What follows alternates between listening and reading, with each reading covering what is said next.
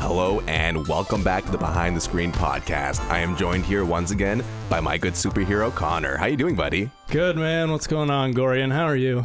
I'm doing pretty well. We're here today to talk about the Merc with a Mouth. You talking about Deadpool? I'm talking about Deadpool, and we're going to go right into it and talk about Deadpool 3 because there's no official announcement, but people are saying that they're working on the movie. Like, no duh. Maybe the theaters will be back open by then, so I don't have to watch it prone on my couch. They're taking little Deadpool baby steps into making this third movie, you know? This is going to be the first Deadpool movie since Disney bought Fox. And we've already seen enough ribbing and joking at the Fox universe in that film. So we're all excited to see it finally emerge with the Marvelverse. It's going to be a great, or maybe not so great experience. We're going to find out today. So I read that they were supposed to be doing an X-Force movie next. And now that Disney has acquired Fox, all the upcoming X-Men projects have been canceled. Canceled, halted, whatever you want to call it. Till they figure out. Delayed. But I guess that's paved the way for Deadpool 3. So the first two movies were written by Paul Wernick and Reeves, and they're not going to be returning. And instead, Bob's Burgers writers, Wendy Molyneux and Lindsay Molyneux-Loughlin, are writing the script. And these are a pair of sisters that are writing. And I just got to point out the fact that, do we think that in Hollywood, duos are taking over right now? Because listen to all these duos we got. We got the Wachowski sisters, Phil Lord and Chris Miller, the Coen brothers, the Russo brothers, the Duplass brothers, the Safdie brothers, now the Molyneux sisters. I think if you grow up with someone and you have ideas and True. If you have ideas that bounce off of another person like all the time when you're growing up, and also like if they're your sibling, they're going to be brutally honest with you, which I think is what you need in a writing partner. So it works. That must be why Bob's Burgers is so funny. Like the fact that it's written by real sisters, that actually makes a lot of sense. And sadly, we're not going to get David Leitch back, who did the second film, because his schedule's kind of been, all turned up until 2021. And he wasn't helping look for the new writers either. So it's pretty obvious that he's not going to be coming back to the film. And we still don't know who's going to direct the third one, but hopefully they give it a new kind of breath of air like they did with the last one. Have a stuntman direct the film. Like, I like the direction that they're going in with these movies. David Leitch, did you see his iPhone Snowball commercial he did last year? I did. It's awesome. I watched the Snowball commercial. It is really cool. Yeah, and obviously they haven't announced who's going to be in it aside from Ryan Reynolds. Ryan Reynolds, the sole proprietor of this franchise. Honestly, it's kind of weird to think that there really couldn't be anyone else in my mind that could have driven this franchise as big. Like, Ryan Reynolds, in my mind, is Ace Ventura Pet Detective in a way, but just like sexier almost. He's like Keanu Reeves, like in the Matrix franchise. Like that's what he's doing with Deadpool. He's like, I need this to keep rolling, Yeah, Deadpool 3 is coming out. We recently watched the second movie again just to kind of reinvigorate it. And there's a couple of versions of the second movie. I was flabbergasted, and it doesn't differentiate sometimes, because you just got to kind of look at the runtime. Like the super duper cut's like 2 hours and 15 minutes, whereas theatrical's like an hour 48. Yeah, and you're kind of wondering, like, is it just the bonus scenes kind of tacked on, or is it like an actual bigger story? Like, is there like B plots that they left out? So I watched super duper cut, which I think just has a few scenes left in. Well, the original cut they were saying was 2 hours and 15 minutes ish. So it sounds like they kind of took everything that they wanted to, but they said that if you like the theatrical one, it's pretty much the exact same, but a little bit more. And I watched the Deadpool Once Upon a Deadpool Christmas version. Which is like, is it the PG-13? So it's a PG-14 Deadpool 2 version that they made. And they shot a bookended scenes with Fred Savage where they're spoofing. You're giving me a very strange look right now. They're spoofing The Princess Bride. That's a strange thing to lay on me. And Fred Savage is abducted by Deadpool and he's in his bed. And Deadpool's reading him the story of Deadpool 2. Fred Savage, the bald guy? The old man from Inconceivable, Wallace Shawn. Yeah, I got you. Let me tell you though, the Fred Savage scenes from that movie were the best parts of the whole movie. I was going into the movie, I haven't seen it since the theaters. I think I just saw it the one time, kind of forgot about it. And with the announcement of Deadpool 3, I'm like, do those movies kind of hold up? And I went back and watched it, and it's really funny still, I find. I think that they're still doing enough kind of weird and different things. And the one caveat I have is that the fact that Disney bought Fox, I'm worried that they're going to tie it to the MCU and we're not going to get any weird side characters like Cable. Like, I loved Cable in this movie more than I liked Josh Brolin in the Avengers as Thanos. He's so good as Cable in this movie, and the fact that they're like merging the universes, I don't want to have to watch Deadpool with Thor. We've seen these characters for almost 20 years now. I love that they're going with a bunch of B characters. I totally agree with you. I think it should be kept separate because Deadpool just has the freedom to be this wacky standalone thing that isn't convoluted in the whole MCU. Josh Brolin especially, he's like this Terminator time cop sort of thing, and he's also trying to kill a teenager. Like, it's very Terminator. And it's great too because they even poke fun that in the version I saw, they talk about how nuanced Cable is. Like, Fred Savage is in bed talking about, Cable's this fantastic nuanced character with all this backstory and blah blah blah and the time travel. I hope you do him justice. And Deadpool goes, yeah, we have time travel. Like, that's what's so great about it, because again, we might not always have the chance to do a super gritty Cable movie, so why not give him a little bit of a taste in these movies? This is what I love about these Deadpool movies. We get to see the wacky characters. Like, just because they're in a Deadpool movie doesn't mean they're not the same character either. Like, there's a great line where Cable's talking about, what's that dirty teddy bear you have? And it's the blood of my dead child, Yeah, it's just like this charred, bloody teddy bear that he carries on his utility belt. And the fact that like they aren't afraid to poke jokes at like the content and like the backstories of these characters. Well, there's like, he's carrying around like this utility bag, air quotes, and like Deadpool just keeps calling it a fanny pack because it is. Because he like slides it over to the front every time. Like, at one point he gets lip balm out and is putting on lip balm from his massive fanny pack while Deadpool is regrowing his baby legs. Oh man. And flashes like his. Yeah, they said that in the movie. Like, Josh Brolin has to say that, and it's and this isn't the craziest thing too. The fact that obviously Deadpool is known as the Merc with a Mouth. It's supposed to be gory and violent, but the fact that they're able to understand that it's a Marvel franchise, children will 100% want to see this movie no matter what. Like, there's no way you can explain that Deadpool's R-rated and end it there. They're going to want to seek it out. And the idea of making a children's version for them to watch is really smart. And it shows that the character can be balanced with both the violent aspects, but it can also show up in a family-friendly movie and still be funny. As a kid, I think it made it better that I wasn't allowed to watch it, because then when I finally did sneak and watch the R version, it was like an event sort of thing. Like, I don't want to be pandered to. Like, I'm going to find the R version. Like, and especially now, like, kids with the internet, like, they can get it anywhere. They can get it super fast, and even the version you're talking about, they had some jokes cut out from the theatrical version that were even a bit too intense for the standard R Deadpool 2 that came out. There was like a couple baby Hitler jokes that they cut out at the end, and if you love mid-credit scenes, there's like 5 of them in these movies. There's so many mid-credit scenes. There's so much joking about the Marvel universe and whatnot, and that's another thing about Deadpool 2. They kind of exhausted all those jokes of, okay, I'm very curious to see what happens next, because they made fun of the superhero poses. They made fun of like basically everything that they could have. And I'm kind of curious now to see the new villains, the new sidekicks, and just a brand new story. Because again, even though they're bought by Marvel, I don't want to see him, having to have his whole next movie revolving around a Marvel phase versus being a standalone fun adventure, Yeah, I mean, I think if Deadpool gets into like a Marvel movie, or they like drop him into the Avengers, heaven forbid, it's just gonna be a couple throwaway lines that he gets, or like a couple wacky gags in the movie, and that's all it's gonna be reduced to, which I think, I don't know, Deadpool's such a more dynamic character than that. Yeah.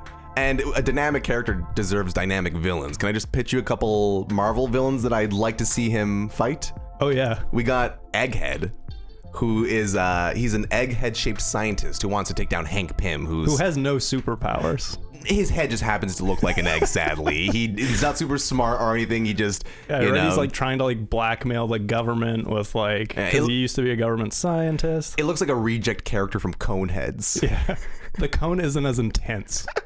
It's more egg-shaped, which would make sense. Egghead. We have Asbestos Lady from 1947. Yeah, so I looked up Asbestos Lady. I feel like you didn't know if I was joking or not.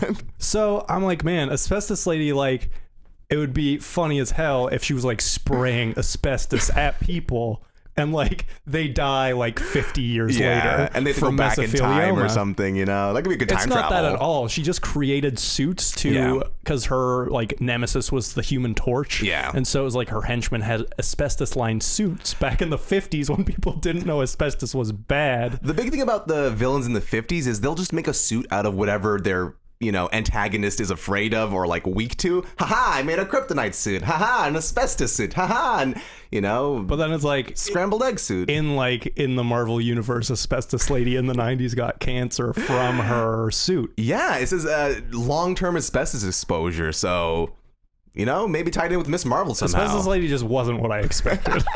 We'll leave it at that. What about the Slug? I love a good the blank character, just like the Beast. The Slug. Is that like the Blob? The Slug is a drug dealer, and he's a Captain America villain who is unable to move because he is so big, but he manages to consume people by kind of absorbing them into him. Okay, so he's like just totally. He's kind of like a Jabba the Hutt with a different name, I guess. Yeah, I was gonna say Jabba the Hutt, but Jabba the Hutt just. Maybe I'm confusing him with Pizza the Hut, but I'm imagining Jabba the Hutt always eating a slice of pizza, just like blah, blah, blah, blah, blah, blah. But I don't think he eats a single slice of pizza in Star Wars. No! The Slug, not to be confused with Sluggo. The Slug and Sluggo are two different characters. You're right. Sluggo can move? Sluggo can move. He was a member of the Weapon X program and was actually in Deadpool comics with him. So only a handful of times, but bring back Sluggo.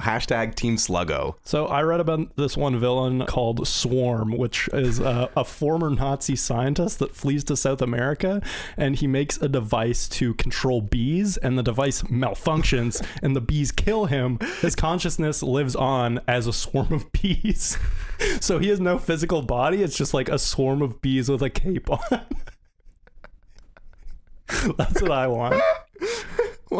I am speechless right now. The Swarm, you just hear like a bunch of buzzing in the distance and you're like, oh my god. Yeah, but it's like, it looks like a guy, but it's like a bunch of bees. Do the bees make the form of a human, like a person? Yeah, it looks like a superhero, but it's just made out of bees. Are the bees so small that like at a distance it looks like a normal person, or does it look like the person's made of bees? I think it could look really cool because it's just like... Have you ever seen that horror movie guy that's like made of all teeth? It's like a popular image online. You can be a bee person. Like whenever you see a person with a beard of bees. Yeah. Haven't seen enough bee people in superhero movies or anywhere. Also, for your consideration, Howard the Duck. So people are thinking that Howard the Duck is going to have a Marvel, because it was in Guardians of the Galaxy. Put Howard the Duck in Deadpool. That's perfect. A Howard the Duck Deadpool team up is literally exactly what the franchise needs, because Howard the Duck would be a perfect straight man to all the Deadpool antics, but is also kind of a hard ass too. Like he's a detective, and I think that's like literally that sounds like a cop, like a buddy cop comedy where like they're going through outer space and stuff. Like that's fantastic. And I think he needs redemption. Like the Howard the Duck movie, notoriously hated for how terrible it is, but it also has a huge cult following. Like people love that movie now, and I think that's why they love it so much they put the cameo in, and James Gunn has been in talks, which would be fantastic because James Gunn's great. Those Galaxy movies are very fun, and then if you're a James Gunn fan, you're talking about what was it, Swarm, Slither, Swarm, Swarm, the Swarm, Slither, just Swarm, no the Swarm, just Swarm. You know what's cooler than a million bees? A billion. Yeah, that'd be like the size of a transport truck. A billion bees. That's the villain. That's like the bee villain in that movie. Not the bee villain, but the bee villain. A billion bees is a good superhero name. I couldn't even picture what a billion bees would look like. They probably fill this room. That's like a Microsoft interview the size question. Of the moon, maybe. Enough to block out the sun. What's that? The Swarm? No, just Swarm. It's a bird. It's a plane. Swarm. Swarm. This is just a good standalone movie. Yeah, we have to introduce Deadpool into Swarm somehow. Maybe he gets stung by them and becomes part of the swarm or something. You can control the swarm, Now you're a bee too. Right. Not to be confused, it's not one big bee. It's a swarm, in case the name didn't give it away. It's not a swarm of big bees. It's not like Ant-Man. It's nothing like Ant-Man. It's one entity that's a swarm. I'd love to try the Swarm's honey. It must be really, really good honey. I bet it's bitter as hell. All right, give me one more villain. That's it. That's all I got. Okay, thank God. I mean, there's Bessie with Howard the Duck fights Bessie, which is a vampire cow. Oh. All I know. There was no photo. I'm all for anything where someone fights a cow. Kung Pao under the fist. Great cow fight scene in that. But you gotta agree, though, talking about these other silly villains and then thinking that it's just going to get tied into Captain America subplots. And I really hope that Disney goes with Deadpool. Make a Disney Plus show. It's prime for having a TV show. Because again, Ryan Reynolds is just in the suit for like the whole time. You can have a stunt person. Please make a Disney Plus Deadpool show, but make it start as a sitcom every time. See, like he walks into a living room and like sits with his family in like a suit and tie with the mask too. That sounds super similar to WandaVision. Have you seen the trailer for WandaVision? WandaVision, yeah. That looks really cool, and I think that they could apply that exact same formula to Deadpool. Not, verbatim, but the idea that they're just jumping genres and universes. Have an animated episode, have a sitcom episode. Does Fox own Seinfeld? Does Fox own Seinfeld? I think NBC owns Seinfeld. Who owns NBC? I don't know. I wish there was Jeff a crossover, Bezos. though. Bezos could play Swarm. Bezos should play Swarm. Mocap Bezos. Deadpool is also famously known for having a second chance because he was in X-Men Origins Wolverine. And they butchered the first Deadpool, the very first Deadpool, horribly. It was the merc with the mouth, with his mouth sewn shut. It was just so generic and early 2000s. He has these Fox. Katanas, dumb-looking like tattoos that look like circuit boards. Yeah, it reminds me a lot of the Jared Leto Joker, where you kind of just like, oh, wait a minute, what? That's supposed to be the guy we all know. So even looking at, I still remember when they first leaked the footage of the Deadpool in 2015, where it was like a proof of concept, and they obviously leaked it because they wanted the world to see how much they worked on it and how good the series could become, Yeah. I think second chances are perfectly fine. Why not give a second chance to the Josh Trank Fantastic Four? You're saying they should give a second chance to the Green Lantern? Is that what you're saying? They should give a second chance to things that deserve a second chance. I think Green Lantern I watched a couple of those animated movies. There's a lot of interesting stuff you could do with a Green Lantern movie. Just because they failed it the first time doesn't mean that I can make anything with this ring.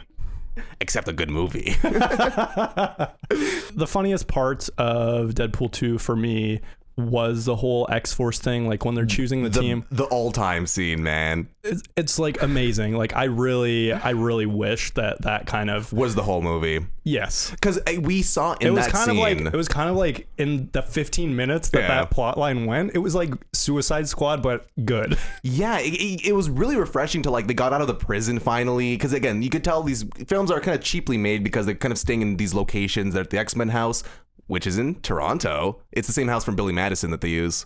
What? Yeah, it's the back of the house that they use for the X-Men, and then the front is it's the exact same place. Fun fact. The X-Force too, it's man, they had Terry Crews, Bill Skarsgård, Rob Delaney as Peter. The best character, Brad Pitt. Spoiler alert, as Vanisher. He got paid scale for one day on that. Amazing. Such a funny, just that whole sequence. And again, we can see David's directing style very much in that with Domino's entire luck sequence. I'm so glad Domino persisted through the rest of the movie, because Zazie Beetz is so good, and you're just luck, how is that going to work? And then it's just amazing. Everyone gets killed from the high winds that Peter was warning about, except Domino. Well, since you didn't see the after credits scene, he goes back in time and saves Peter. He tells him to just leave the X-Force and not come back. It's so graphic when Bill Skarsgård vomits all over his arm and it just disintegrates. And here's the thing too, we were kind of comparing scenes earlier about the PG-14 version, the R-rated version. They're pretty different. There's a lot of great uses of when the alien blows up, instead of blood, it's green goo. They can kind of get away with a little bit of those things, which is, again, it's just a nice nod that kids like seeing stuff like this. They like seeing aliens blow up in these silly scenarios. I love it. I think it's very funny, and I think the fact that the MCU doesn't have a comedy. They have comedic films, but all their films revolve around a central plot that's a threat or something that goes beyond the and even Deadpool can't get away without having one or two serious scenes with the girlfriend passing away and everything kind of comes to a standstill. But I think if anything, they could tone down the action version of the action comedy in Deadpool, you know? Like, there was almost a bit too much. Like, I would rather just more of a pure comedy. I think so. I think, again, when you have people like David, like, there's so many creative uses in that montage where when he puts, like, the katana through the car into the guy's foot so it hits the gas pedal and keeps going. Love little bits like that where it's like it shows that they thought about the scene more than just having like the Old Boy remake where people are kind of just standing by waiting for their turn to attack the main character. And I will say there was a lot of CG in this.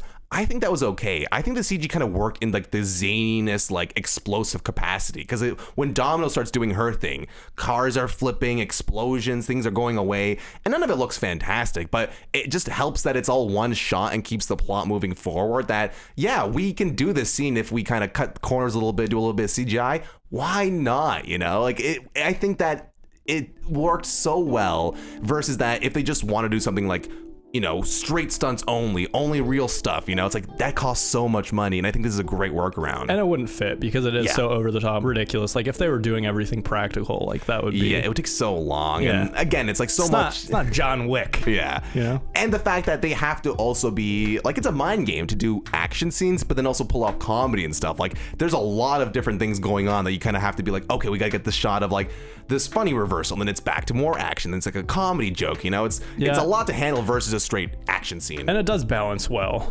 It doesn't feel super uneven, which I think you're right, is hard to pull off. And it's hard not to like Ryan Reynolds. I know that you're not the biggest Ryan Reynolds fan, but you got if he deleted Twitter, I think we'd be all better off. I think you'd be better off if he deleted Twitter. I don't tweet. It's not like I'm polluting the internet, you know, like Ryan Reynolds is. Ryan Reynolds is just one of the chillest guys, though. The fact that he's going to these hospitals, he's hanging out with kids in costume. He knows how big this character is, and I don't think there's really anyone else that kind of has a big enough personality that could balance a character this out there. Like it's kind of hard to think that. You know, again, like I brought up like Jim Carrey because like that's one of the only people I can think of that, you know, do not go in there, I'm Deadpool, you know, that kind of character. I wouldn't want anyone else to play Deadpool. Like that's not my reasoning. Like I think Ryan Reynolds is perfect for that character. You're more of a I'm not gonna watch Ryan Reynolds in Free guy because that just looks and I don't think that's ever coming out now.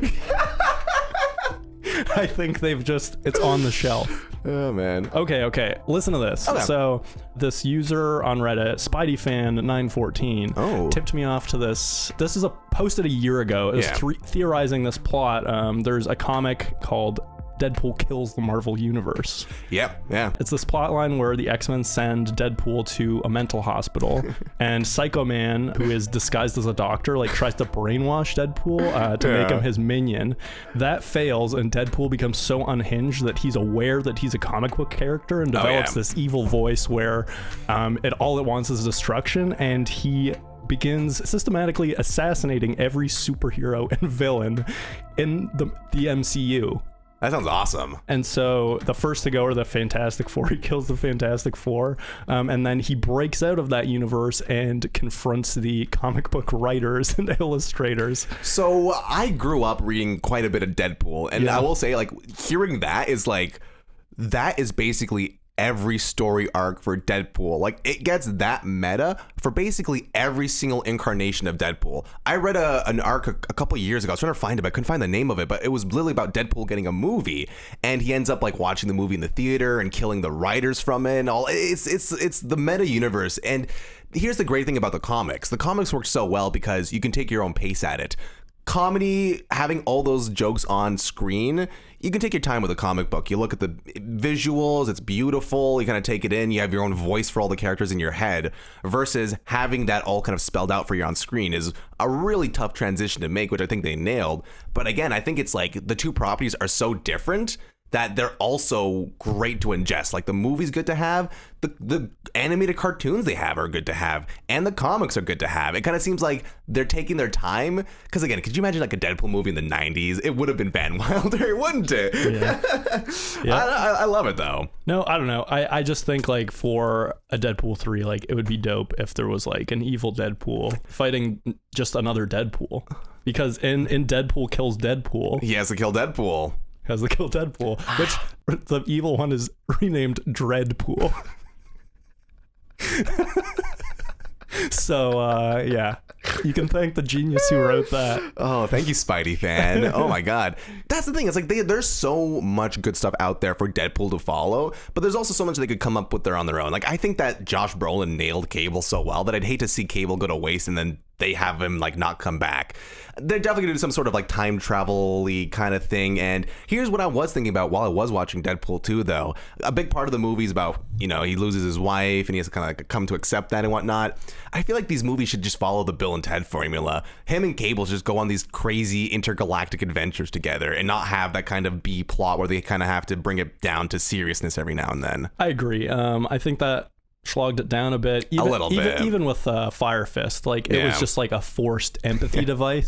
Yeah. But again, funny kid though. Hunt for the Wilder People. No, I love that kid. Great actor. I just think it was like it kind of felt shoehorned in. Whereas if it was more like just like a buddy, almost like a buddy cop comedy where like they were fighting crime like Deadpool and Cable, that would be amazing. Yeah, I think the movies are great, but because again the runtime was like an hour 58 on this Christmas version. They could be cut down a little bit because like sometimes you kind of like, okay, it feels like they've been in this prison for like an hour so far, you know, versus like I'd love to see just like a bunch of different random zany sets, which is why I do think it would work well as a TV show. You get those 22-minute spurts of him and you know it's kind of good until the next week, you know, versus a 2-hour movie. I'm like, all right, I'm good for until 2021, and like I'm saying, just a whole episode about Deadpool burning the casserole. Just an episode where it doesn't exit the sitcom. I'm telling you, man, they got to get some creative people behind this. Like, they can't give this to like the people that kind of just churn out these movies. Like, they really needs to be like, you know, and I think these writers, these Molyneux sisters, like, I'm very excited to see what it comes out with when it comes out, you know, like. I'm hopeful. I think you could get David Lynch on a Deadpool movie. And Deadpool episode, why not? And it would end up like Dune, just because there's be so much meddling with the property from Disney executives. Well, you're in luck because David Lynch is making a Netflix series right now, so you'll get your fair share of it soon. Also, Julian Dennison, the guy that plays Fire Fist, he's gonna be in King Kong versus Godzilla, which might be coming directly to streaming. Netflix tried to buy it for $200 million, and they said not enough money. Universal turned it down. Yeah, and well, Lionsgate is owned by HBO, so they might be going with HBO first, but streaming wars, who knows where it'll end up. As long as it's on my television set, I don't care. You can also see a Suicide Squad Heath Ledger Joker in Deadpool 2. He's in the prison scene in the background. You just see a guy slowly clapping in the background. Is that legal? Like, are they allowed to do jokes like that? Well, and there's like the whole thing where he's like, where is everybody? And like they're all just like they close the door in the little room. It's so heartwarming to know that Ryan Reynolds and Hugh Jackman are good friends outside of the films. Like, they've done ad campaigns together. Hugh Jackman has a brand of coffee, Smiling Coffee or something like that. Wow, great name. Because you smile when you take a sip of it. But it's nice to know that, they poke fun at each other. Like, the people that work on it are also like a part of it. It's great. I'm just a little bit nervous about them entering the MCU and having to hear 90 minutes of Spider-Man jokes, you know? Give me Squirrel Girl. Give me give me Eggman, Egghead. Give me Coneheads. Give me Swarm, baby. All we know is as long as Deadpool 3 has Ryan Reynolds in it, has an R-rated version, an extra R-rated version, and maybe like a couple children's versions, I'll be happy. You think it's gonna be a Deadpool 3D? That is absolutely. You know what? I can see them making it called Deadpool 3D and having it not come out in 3D. I 100% see them doing it, and then giving out the glasses too, but like having it not be in 3D or something like that, just as a gag. It only comes out in 40x. You can only see it in 40x. So if you have a bad back, you're not watching it in theaters. Thank you so much for checking out the podcast. Leave a like and subscribe, and tell us what villain you think Deadpool should face off with. Swarm. I'm also open to just one giant bee.